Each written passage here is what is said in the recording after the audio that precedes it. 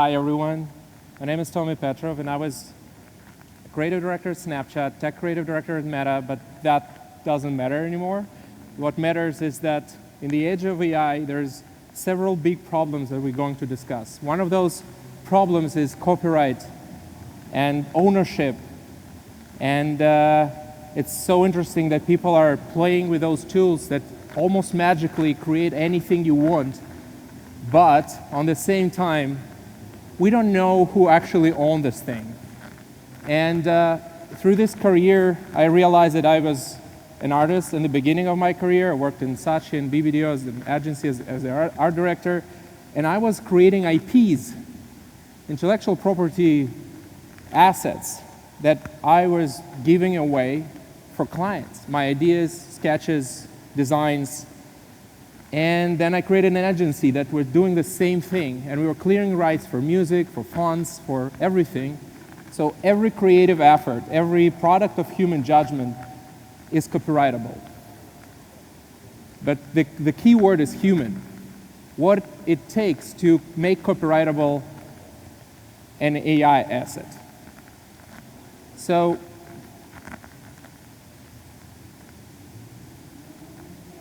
then I built CopySight. CopySight is an IP scoring and licensing AI-generated content tool. Basically, when you start working in this area, you can ask yourself, who owns this shit? Basically, where is this coming from? Who created it? Is it a white noise that generates this creative work? Is it a product of the prompt engineer who actually inputted the prompt? Is it something else? So IP law in most of the countries says that AI-generated content is not copyrightable. Because IP law protects human work, not a machine work. And in this case, most of the companies I talked through this time period, I mean like half a year, I'm talking to Apple, Meta, Snap, every tech company has a strict prohibition to use generative AI. Photoshop and Apple for designers cut out of Firefly. Apple legal team asked Photoshop, Adobe, to cut out Firefly, the tool that generates things.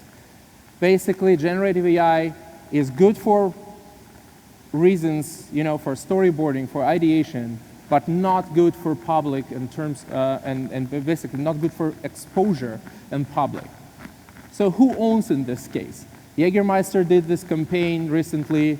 They created a campaign based on Dune, and in this case, they created their own interpretation of Dune. So it's a derivative work inspired by Dune, but also it is all generated in AI.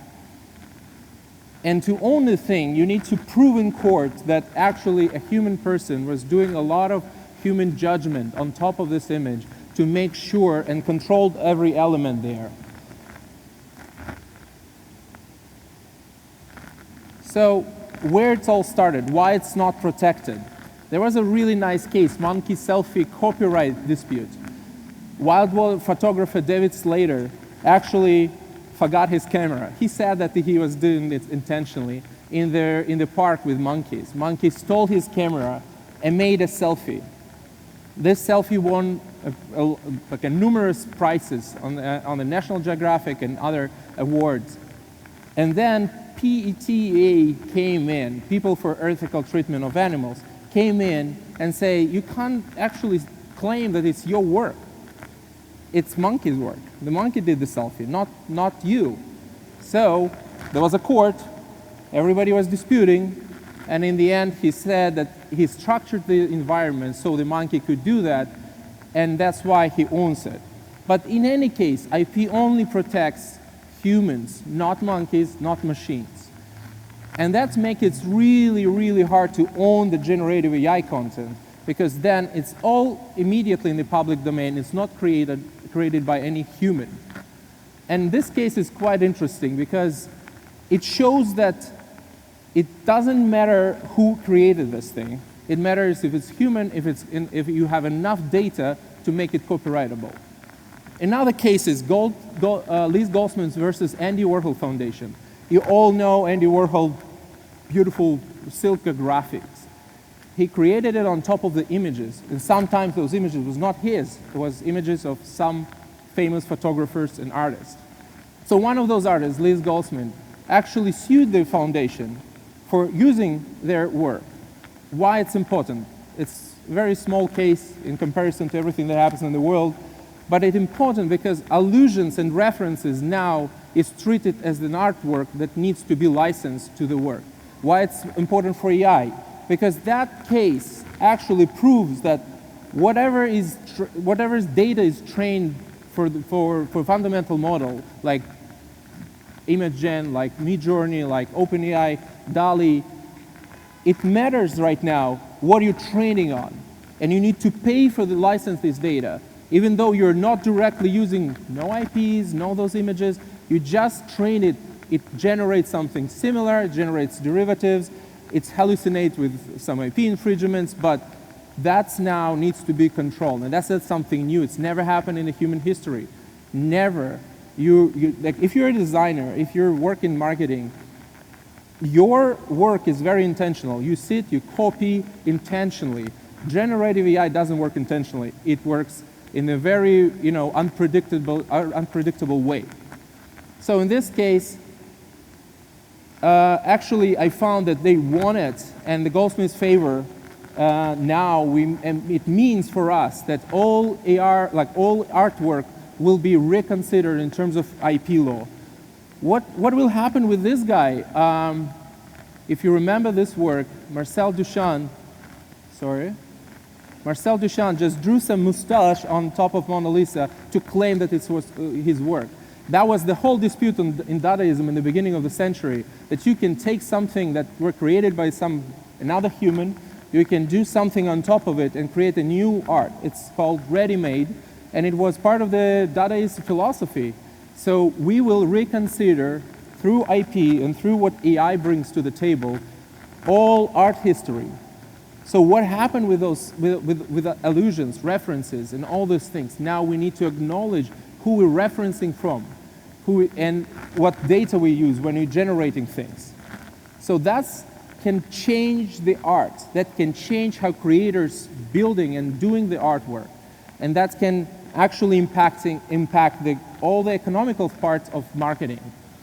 It's interesting because now there's the cases that when OpenAI paid $60 million to Reddit just to license their data to start using it. But they already used it. They already scrapped the whole internet. Every fundamental model, and that's like a little secret I'll share with you guys. Every fundamental model scrapped everything that were in the internet. And every cases that you have right now, about 24 lawsuits that like a precedence that will define the landscape of IP, they are suing them exactly for that. DeviantArt, all those artists created beautiful work, and they are trained Midjourney, and that's why Midjourney is so good, because they train on vast amount of images. So it will be redefined. So let's see.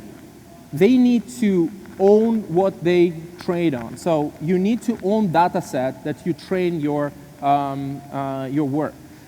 Of course, you can do some protection. So if you go to DALL-E and you put generate me the Punisher from Marvel Universe, it will say it's a Marvel IP, you can't do that.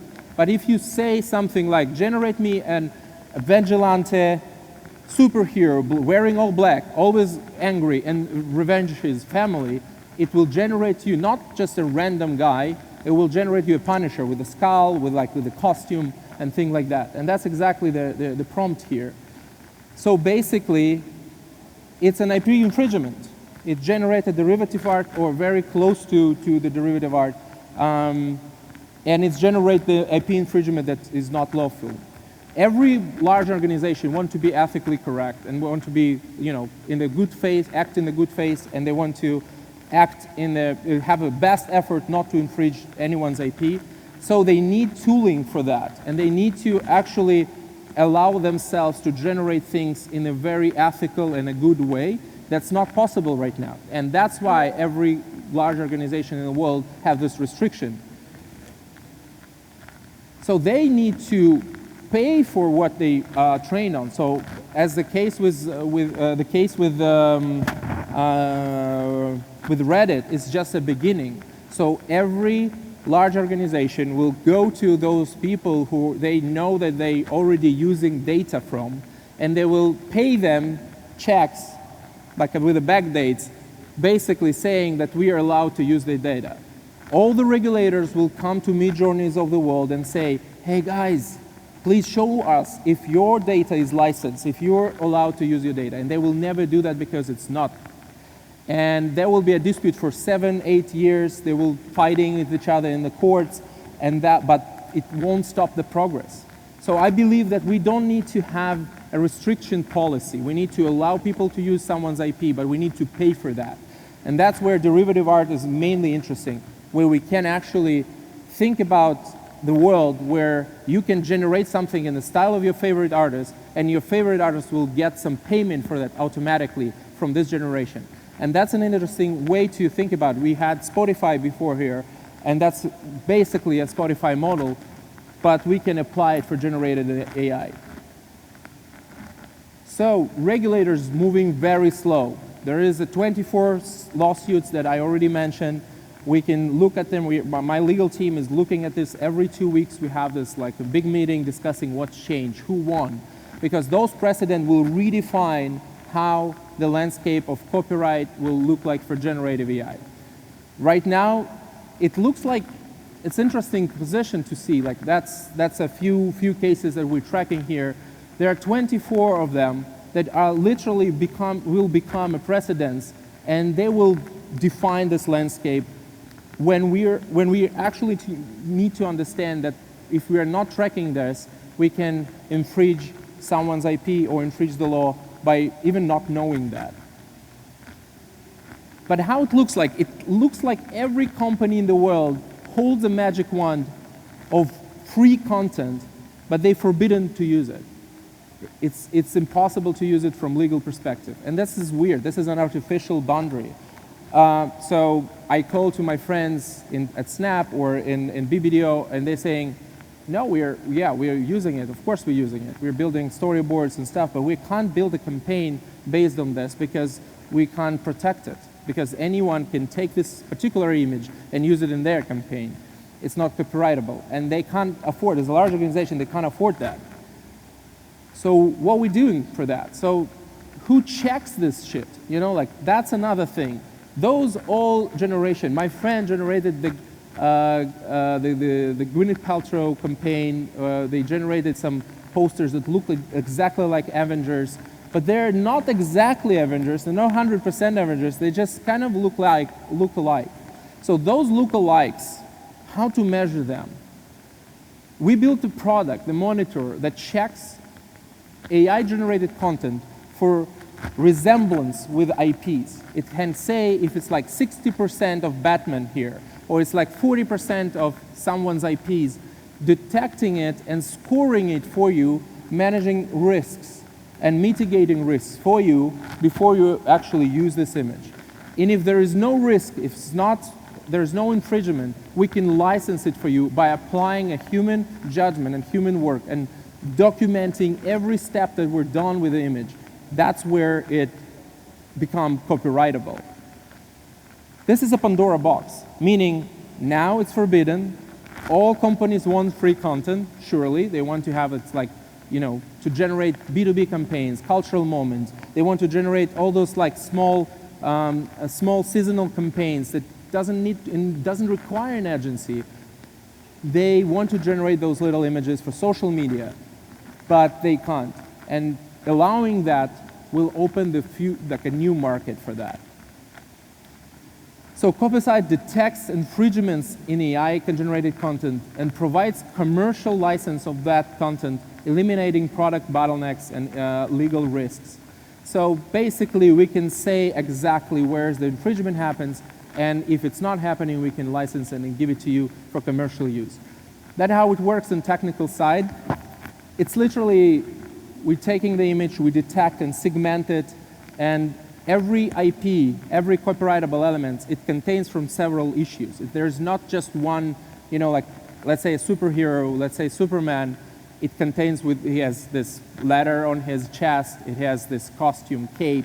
There's the specific sizings and other stuff that makes this IP legit. So we track those things and we score those things by segmentation, with a segmentation model. And that's an interesting thing. Of course, everybody knows how Winnie the Pooh looks like or how Superman looks like. But do you know all the anime characters that if you generate something in anime style, do you know all of them? Can you track those things? There's a millions IPs in the world, and it's super hard to make this, legit. And the risk coming not just from that, like I was a creative director for 15 years, that was my job to detect someone's IP. But now generative AI available for everyone, meaning that risks are much higher if your eye is not trained on those things. Punisher, good example of two IPs in one generation. So basically, right now, I would say that if we can do this legit and ecological way to work with generative content, it's not a problem to use it. It's not a problem to use it like in a non-commercial way, but it's a really big problem when you want to actually create something and own the character you generated. If you want to do that, you need a separate layer of legal protection to make it happen. Sometimes it's just to redraw it and make another effort of iterations to make it ownable. Sometimes it's to use copyright to make it for you and document it in the licensing agreement. When if anything happens, you will have a peace of mind and you can prove it in the court that this work is yours and you own the rights for this. So that's the part that is not covered by many.